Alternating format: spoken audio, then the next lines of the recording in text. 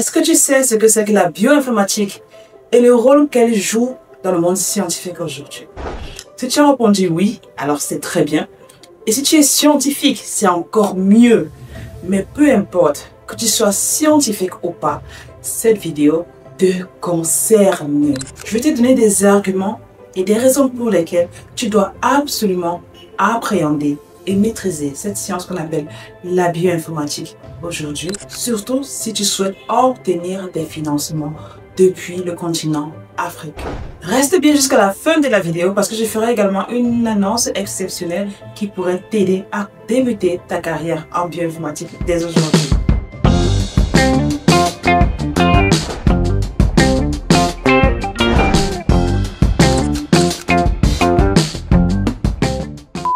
Salut, bienvenue sur Dare to Dream for Africa.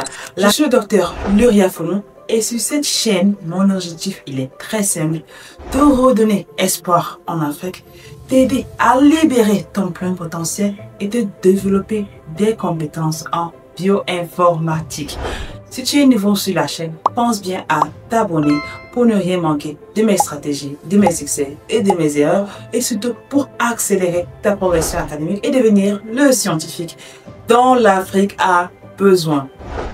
Alors comme ça, tu travailles dur, tu soumets des applications très tard le soir et tu crois fermement à tes projets que tu soumets en attendant une réponse positive. Mais à la fin, c'est toujours pour d'autres personnes, tu n'es jamais le gagnant. Parce que malgré ton talent, malgré tes idées brillantes et certainement pertinentes, tes projets ne passent pas sur la scène internationale. La vérité, elle est toute seule.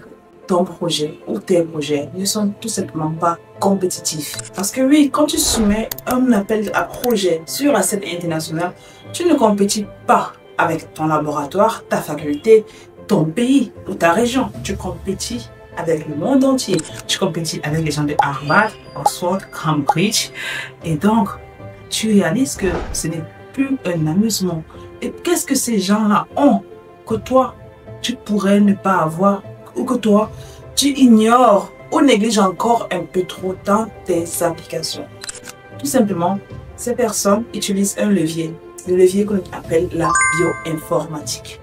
Si ton projet n'intègre pas à l'heure actuelle, en octobre 2025, la bioinformatique d'une certaine manière, alors que d'autres l'utilisent, alors ton projet sera tout simplement vu comme non compétitif. Parce qu'on sait que ton niveau intellectuel n'est pas au standard de ce qu'on attend à l'heure actuelle, surtout dans le domaine des sciences de la vie, des sciences du vivant.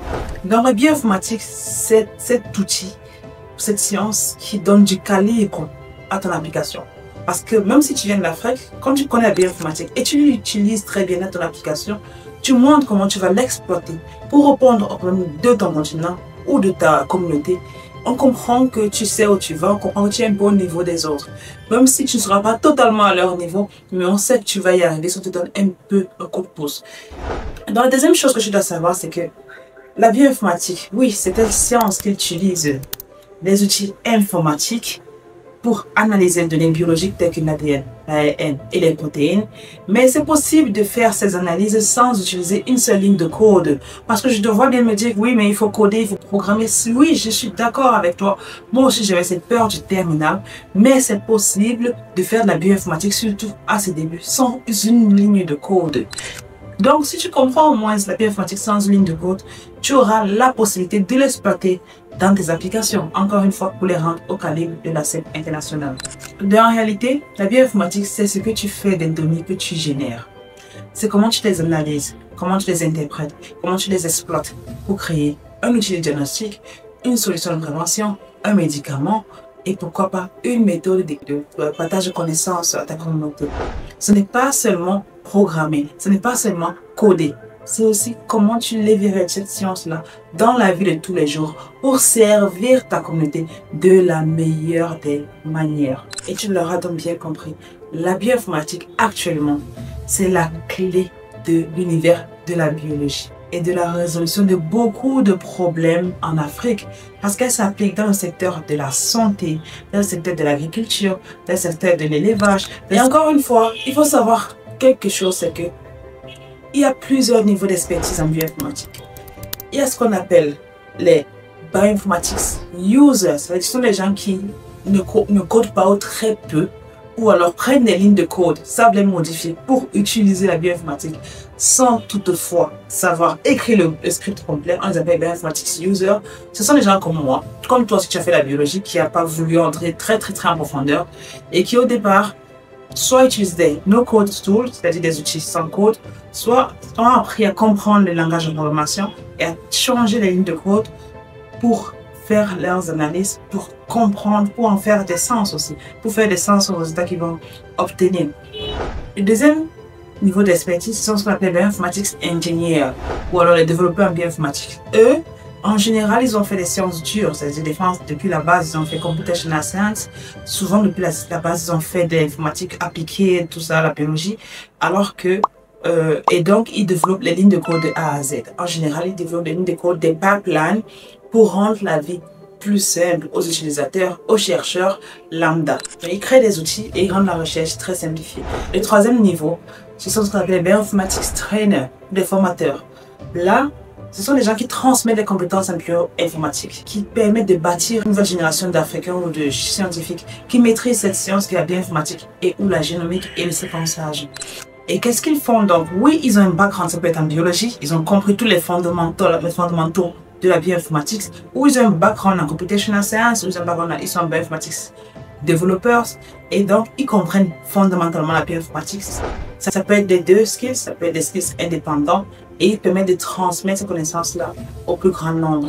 Et donc tu vas souvent entendre parler, ou tu as déjà entendu parler de trainers. Ce sont ces gens-là, parfois, on les vient les former pour qu'ils deviennent des personnes certifiées à former également la bioinformatique aux autres. Et juste une petite parenthèse, c'est que moi également, je suis une trainer certified, donc j'ai été certifiée trainer en bioinformatics par le H3A Bionet, qui est l'un des organismes les plus réputés sur la formation de la bioinformatique en Afrique, et également par le Wellcome Sanger Institute, qui m'a donné une certification. Les deux, c'était une formation jointe qui me confirmait que j'ai l'habilité à transmettre les compétences en bioinformatique à mes pairs. Donc, en étant trainer, j'ai créé une formation Bacterial Genomics avec Data to Dream for Africa Academy. Et donc, si tu veux avoir accès à cette formation lorsqu'elle sera disponible, je te laisse le lien dans la description pour que tu puisses déjà réserver ta place pour avoir cette formation qui sera probablement gratuite aux 20 premières personnes qui vont s'inscrire sur cette liste et par la suite deviendra payante. Elle sera accessible en français pour permettre aux personnes de la francophonie de pouvoir comprendre cette science qu'est la bioinformatique. Donc, si tu es biologiste, médecin, expert en santé publique, tu as l'obligation de comprendre la bioinformatique. Et tu as en plus un avantage énorme, c'est que tu viens du terrain. Ça veut dire que quelqu'un qui vient du terrain, lorsqu'il va collaborer avec un bioinformaticien pur, c'est-à-dire les développeurs, les ingénieurs ou ceux qui ne font que la bioinformatique, le problème c'est qu'il doit transmettre ce qu'il attendrait d'avoir de ses résultats à l'expert en question qui fasse des analyses. Ce qui me prend beaucoup de temps lorsque les concepts ne sont pas bien transmis, lorsqu'il y a un problème de compréhension, de clarté de message. Et par la suite, la personne peut faire des analyses qui ne sont pas celles que tu aurais demandé ou peut faire des analyses tout simplement bâclées. Donc, toi, en venant du domaine, si tu comprends un peu la bioinformatique, tu as alors l'opportunité d'enlever cet obstacle de cette personne qui fasse des analyses intermédiaires, au moins pour des parties préliminaires de ton travail qui sont faciles à faire, de comprendre, de te mettre en présence du travail, de comprendre bien ce que tu veux faire et de faire exactement ce que tu as décrit dans ton protocole de recherche, dans ton article, et par la suite, donc, peut-être donner cette fois-là à un bioinformaticien pour confirmer des résultats, pour confirmer que ce que tu as fait make sense, que ça a du sens. Et donc, tu as gagné en temps. Souvent, c'est 6 mois parce que ces gens-là, vu qu'ils sont peu nombreux, et ben pour les avoir et qui travaillent sur tes travaux, ça peut faire 6 mois d'attente, ou 3 mois ou 6 mois, dépendamment du bioinformaticien que tu aurais choisi. Donc, c'est important pour toi d'avoir cette expertise-là parce que tu viens du terrain. Et quand tu viens du terrain, tu comprends exactement ce que tu veux avoir comme résultat, ce que tu veux analyser. Et c'est plus facile pour toi d'obtenir les résultats escomptés en le faisant toi-même. Et donc, si tu regardes tout le tour aujourd'hui, tu verras qu'il y a plein de personnes qui font la bioinformatique. Moi, aujourd'hui, en octobre, j'ai vu des pédiatres, j'ai vu des néonatologistes qui font de la bioinformatique. Ça peut te dire qu'il n'y a plus de barrière. C'est pas parce que tu fais médecine que tu ne dois pas faire la bioinformatique. Si tu fais chimie, tu dois faire la bioinformatique parce que maintenant on crée des médicaments avant de les synthétiser. C'est pareil pour les experts en santé publique. Ils doivent maintenant faire des interventions aussi également basées sur des données de bioinformatique. Ça veut dire que pour interrompre une transmission, par exemple du choléra, on ne peut plus se limiter uniquement à faire du contact tracing, à attendre les feedbacks des gens. On peut également prédire les déplacements, les transmissions et identifier les contacts en fonction des sources qu'on a isolées. Et par la suite, on mener des interventions en accord avec les analyses, les interprétations d'analyse faites. Donc, tu l'auras compris, sans bioinformatique, pas de compétitivité. Sans compétitivité, pas de financement. Malheureusement, c'est la loi du marché actuellement. Si tu veux gagner des financements sur la scène internationale, tu dois rehausser ton niveau. Et rehausser ton niveau, ça veut dire faire des séances de autres fonds, revenir à leur niveau pour essayer d'avoir une petite chance d'être financé et de libérer ton plein potentiel depuis le continent africain.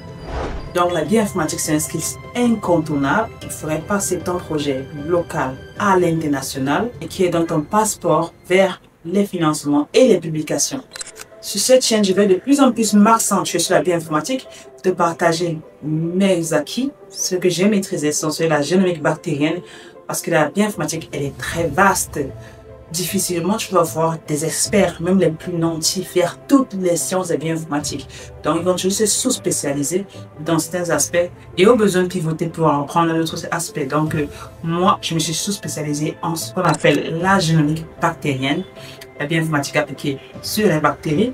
Et je te partagerai donc comment j'ai fait avec des outils, des démos et autres pour que tu puisses donc aussi commencer ton apprentissage.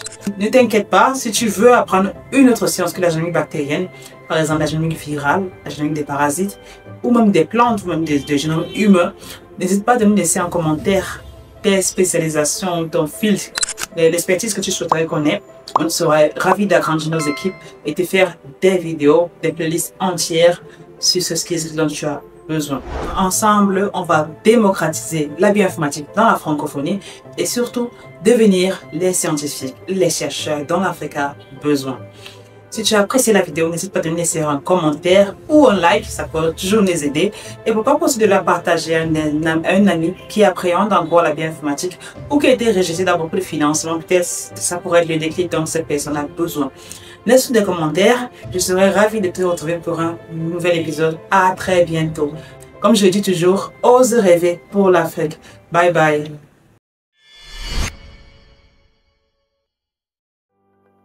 Hello, my name is CM Chris Tankwawi and I took part in Research Cohort 1. It was an amazing experience and I want to share that with you. So before the course, I felt overwhelmed. I was so discouraged and I was at the verge of giving up on my PhD. My biggest frustrations, I was telling myself, was the lack of funds, was the fact that I was gradually losing interest in the work. But during the program, it started off with me redefining my mission and vision. And then I found the drive. I understood why I could not give up at all. But my breakthrough moment came, I think, in the third or fourth lesson, where we discussed the excuses people give for not fulfilling their goals, the excuses we gave ourselves for not reaching what we planned to do. And the one which hit me hard was the fear of rejection. Then I understood that would be the culprit. However, before joining the course, I was scared because I had read so many books. I had listened to audio motivational books. I had done a lot of exercises. I had tried strategic thinking, systems thinking. They were all good, but I wasn't really getting it. I wasn't finding what was wrong with me. I wasn't able to pin the problem. So, after the program, I had come to realize that the fear of rejection was one of the major root causes of why I was feeling the way I was feeling. And so I adopted to be more vulnerable. That is a surprise, isn't it? Yes, I had to be more vulnerable to open myself to more rejections, if I would say that. So yes, I put a strategy. I took some time off to evaluate what the fear of rejection has done to me so far, all the damage it has done, all the opportunities it has taken for me.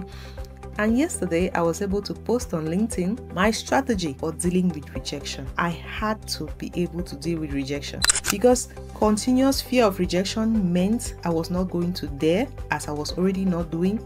It meant I was going to be afraid of every opportunity. I was going to second guess myself every time. And so yes, I took some time off, and now I am more confident.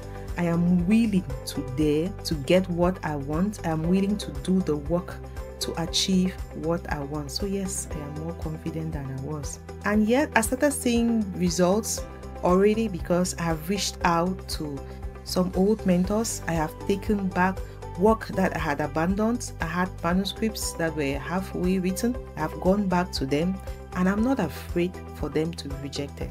I'm ready to put in the work as I'm already doing, and I am ready to learn from every rejection and to become a better person. That alone is helping me so much, and I want to thank the course for that. Yes, my expectations were met, and even more so. I was able to get the root cause of my problem and to deal with it. I also got information and tools to be able to deal with a lot much more in my PhD work, in my personal life, and most of all, I got to learn firsthand from the experience of our master tutor, Dr. Luria, her personal experience, the journey of her life so far, and I asked myself, if she could, why can't I? So yes, I am willing, I am able, I am already on my way to succeed. And thank you so much. I will make it.